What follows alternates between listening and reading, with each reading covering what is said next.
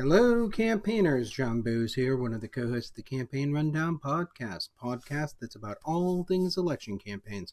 Today I'm coming at you with a tip about the last 30 days of the election campaign, the Get Out the Vote effort. Now, there are basically 3 phases to the campaign, and this is the final phase. It is 100% dependent on you doing the hard work of making sure you talk to every single person you can and identifying who they're supporting and making sure that information is getting into the database. Now, in addition to that, there is a lot of setup involved in the last 30 days. This tip picks up when you lock the list. That means that you finalize the list of people you're going to contact for getting out the vote. And then picks up after that and takes a look at each one of the steps in the process of making sure that on election day, every single one of the people who have pledged to support you has voted. So let's jump right into the tip, and I'll see you on the other side.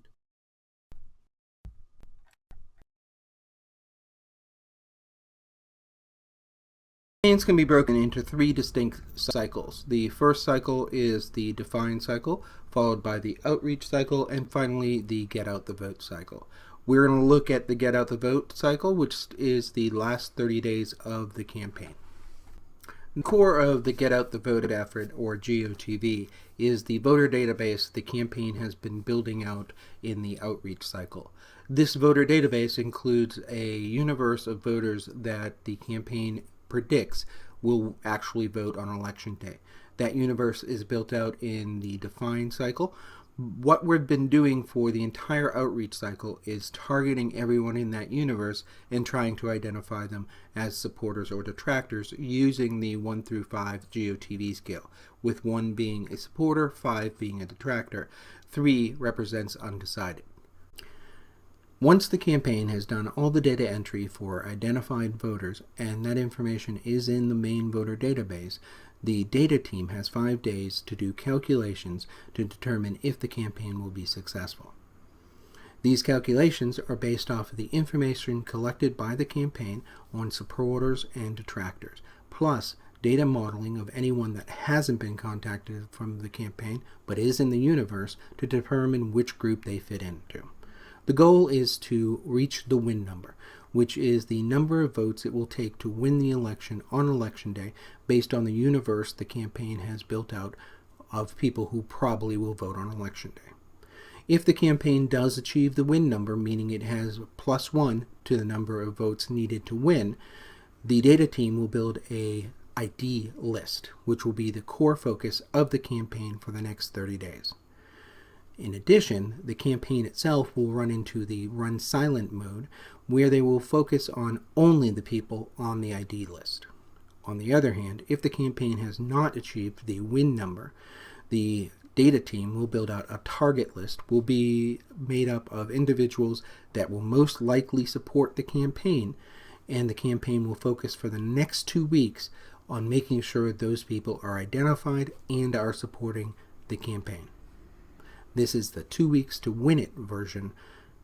Regardless of what version you are in, the campaign will switch into Get Out the Vote effort starting 2 weeks before election. The GOTV process starts 30 days before the election. In that 30-day window, the campaign will reach out to every single identified supporter and remind them to vote. Now, it is important to make sure that that list has been created and locked, meaning nobody can be added to it before you start the GOTV process. That's why the list lock day is 35 days before the election. When you are building out that list, you're going to announce to your supporters, volunteers, and thought leaders that the list is about to close. Good idea to do that 40 days before the election. Give people 5 days to get all their final IDs and one last push. The run silent mode is when a campaign has achieved its win number and switches from voter identification to only focusing on the supporters the campaign has identified. The reason for this is the campaign does not want to risk reminding anyone who is supporting the opposition to vote on election day. All efforts are focused in the last 30 days on making sure that the supporter base that has been identified that appears on the voter ID list knows where it's voting, knows when it's voting, and has a plan to do so. 2 weeks to win it is when a campaign has not achieved its win number at the 30-day mark. In the next 2 weeks, the campaign needs to focus all resources and spend as much money as possible going after people they have not made any contact with and convincing them to get on board. Another good strategy is to go after the people you have made contact with but identified as threes, meaning undecided, and get them on board with the campaign. In 2 weeks, you need to make sure you've contacted every single one of these people and tried to get them on board with your campaign. When that 2 weeks is up, you need to stop talking to everyone and switch into the run silent mode. The campaign needs to completely change its focus in the last 30 days. During the 5-day period where the data team is doing its calculation and building the ID list, all other teams need to reorganize and put together their final strategy for that 30-day window of getting out the vote.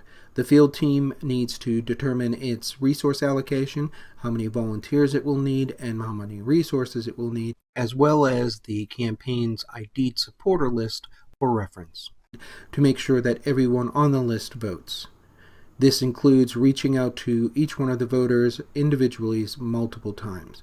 The communication team develops its 30-day closing argument message and builds a communication plan for the campaign to use.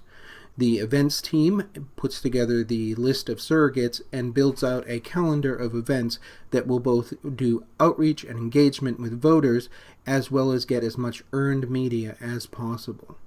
The logistics team needs to have a strategic plan on how to distribute resources to each one of the teams as they need it.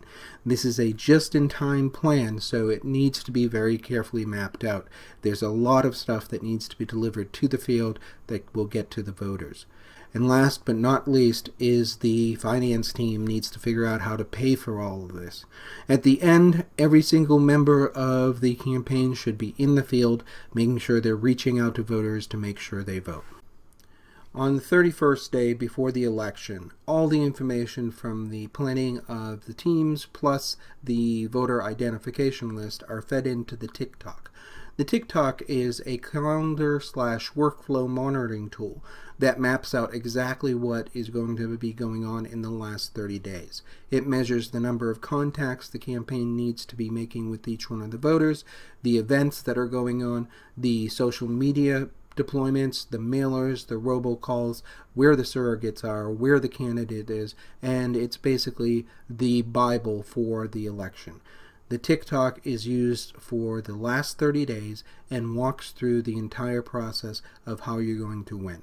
The reason it's a workflow analysis tool is it actually tells you where you are in the glide path. So have you contacted enough voters, or have the messages been delivered in a timely manner? Once again, at 31 days, you should have a final TikTok put together that will be used for the get out the vote effort by the campaign. During the 5-day period where the data team is doing its calculation and putting together lists while the senior staff are putting together the TikTok, campaign's volunteer activity should be dedicated to finding sign locations and visibilities that can be done in the final 30 days of the election. On the 30th day, the campaign will have a giant organizational rally where visibility and lawn signs will be distributed to its entire supporter base. The 30-day organizational meeting is a pep rally, strategy, and distribution meeting where the campaign will give its final closing arguments to all of its supporters and lay out the plan for the next 30 days, plus handing out lawn signs and other visibility things such as t-shirts and bumper stickers. It is also going to distribute any literature it will use in the next 30 days. The goal is to get as many people as possible to the meeting that can help with the final 30-day effort. Anyone that attends will be expected to volunteer for a couple of shifts during that 30 days to help out the campaign. Make sure you invite all your supporters, all your volunteers, all the surrogates, and any of their friends. You want to fill this meeting with as many live people as possible. The purpose of the rally is to get as many of your supporters, volunteers, surrogates in one spot and have them invite all their friends that can help with the campaign. Of course, they'll come for the free food and campaign merchandise, hopefully be inspired by the speeches they hear, but the goal is to make sure that you get as many people as possible to the event and get them to volunteer for the upcoming activities in the next 30 days. You're going to need people to make phone calls, people to knock on doors. You'll definitely need volunteers to do poll checking. You'll need rides to polls. There'll be events that you need volunteers at, and you always need office help. For each one of these events, there'll be a sign-up form, and that will include the date and time of the activity, as well as a brief description and a link to RSVP. During the 15 days that follow the organizational meeting, the campaign will want to distribute all of its lawn signs to its supporter network and find staging locations where it can store visibility signs as well as campaign material that will be used in the last 14 days of the election cycle.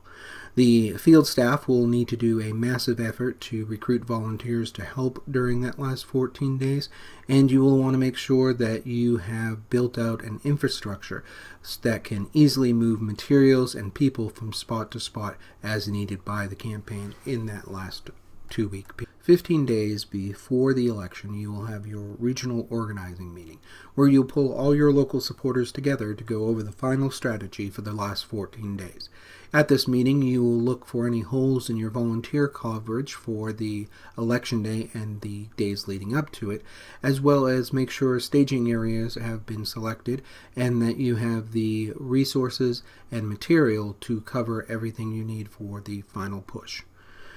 At this meeting, you will distribute your campaign literature, call lists, and canvas packs to team leads for each one of the regional leaders and answer any questions that individual volunteers may have.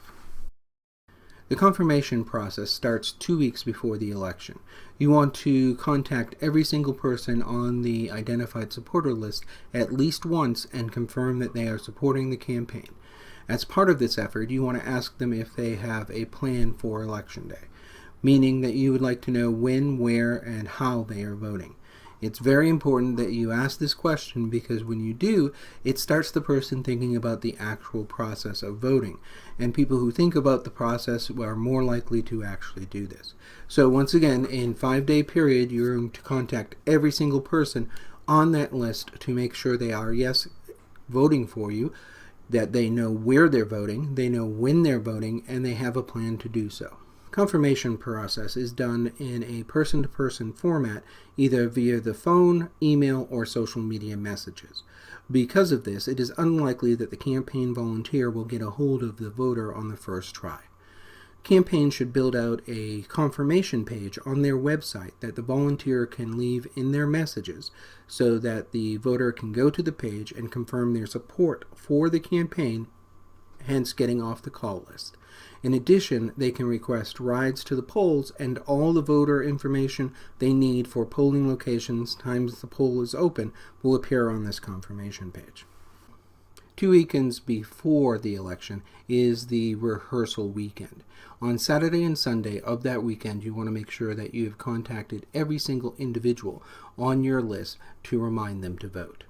This is done by having a 48 hours of canvassing where you send your volunteers into all the neighborhoods in the district and leave literature on the doorstep of each household that contains a supporter of the campaign. This literature will include a reminder of when election is, and if you have early voting, it will include the schedule and location for early voting. Also want to make sure that you have a website where the individual household can check in with you online to say that they are planning on voting and sharing their information on when, where, and how they are doing it. The week before the election is GOTV week, and it is a very busy week. You'll divide it into 3 distinct sections. First is the recruitment, followed by the reminder, and then finally the volunteer meeting. On Monday and Tuesday of this week, you want to make sure you've contacted all your volunteers and reminded them of when they are actually scheduled to work during the election and invite them to the Friday night pizza party and volunteer meeting. Additionally, you want to make sure you fill any holes that you discovered when doing the rehearsal weekend and recruit any new volunteers to help on the election weekend. On Wednesday, Thursday, and Friday, you're going to be doing phone calls to every single person on your identified supporter list and reminding them that the election is coming on next Tuesday. You want to divide the list into two distinct sections, AM being dedicated to seniors and PM being dedicated to working professionals. On Friday, you're going to have a pizza party and a volunteer meeting. You're going to invite all your volunteers to attend and walk through the actual process of the next 4 days that are coming and what's going to happen on Election Day. GOTV weekend is actually 3 days long. It is the Saturday, Sunday, and Monday before the election. During this time period, you're going to once again reach out to identified supporters and remind them to vote by doing a lit drop on Saturday and Sunday, and then Monday doing reminder phone calls person to person. Same deal, you have to make sure you have a website where individuals can go to confirm they are supporting the actual campaign, which will remove them from the call list. In addition to the person-to-person outreach being done by your volunteers and field staff, you want to make sure your campaign communication team has a strategy to deliver 7 positive messages in the final 30 days of the election, so that the supporters are getting bombarded with positive messages about your campaign that are also reminding them to vote. Your event staff want to make sure that the campaign surrogates and the candidate are showing up at all possible locations where individual supporters could be to reinforce the positive messaging and the reminder of Election Day. All of this is building to one day, which is the Tuesday when the election will be held. All your efforts come down to one day, Election Day. And Election Day is divided into 4 distinct parts: morning, afternoon, evening, and post-election. You want to make sure you're evenly distributing your volunteers across all the shifts. The key volunteer positions that you want to fill are canvassers, phone calls, rides to the polls, poll workers, and poll checkers. You want to make sure you have equal distribution of your volunteers across all of those, with the focus being on the poll checkers filling first, followed by the canvassers, the phone calls, rides to the polls, and then the actual poll workers. The morning shift, you want to make sure you have your poll checkers in location when voting starts so that they can check off the names of each individual that votes as they go into the polls. You also want to make sure you have poll workers at the polls to greet people so you have a strong visual. Now you want to basically pull poll workers into the canvas or phone banking once you go past the 9 o'clock. Canvassing starts at 9 o'clock, and what it is you basically go to each household and leave a single Vote Today literature piece on each doorstep.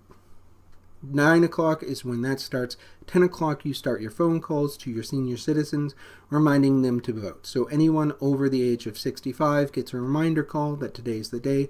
Make sure you vote. Do you need a ride to the polls?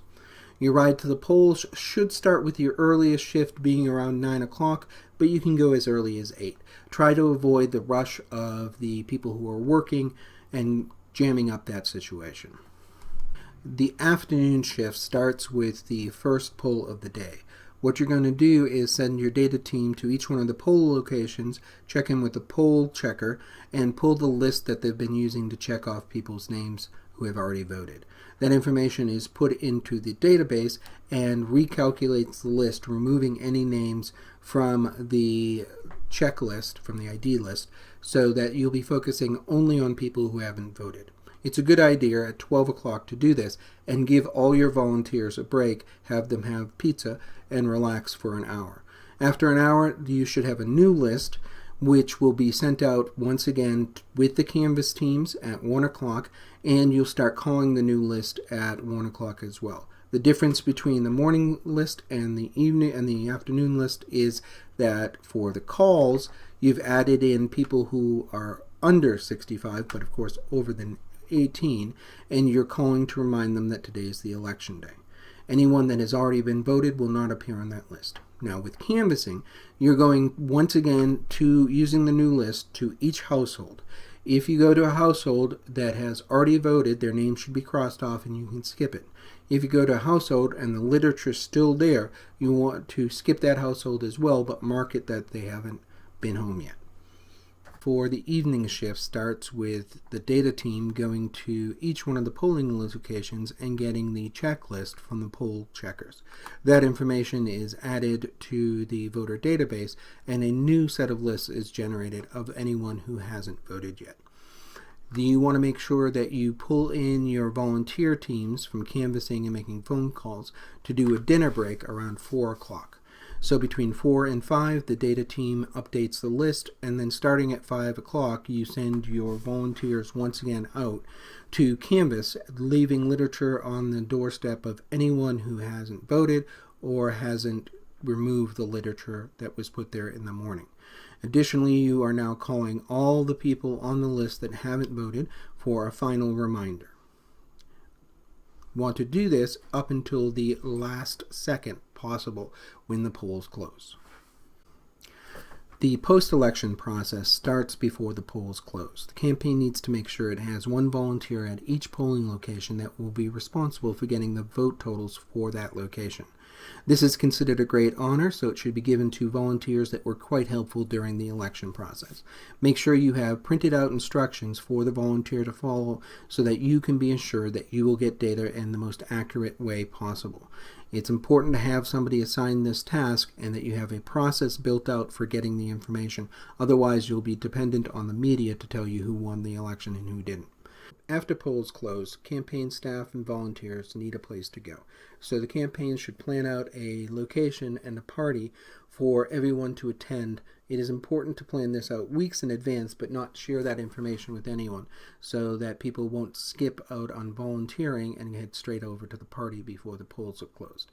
You'll share this information with all your volunteers an hour before the election is over and invite them to come. Now, it's important to have a strategy for this party.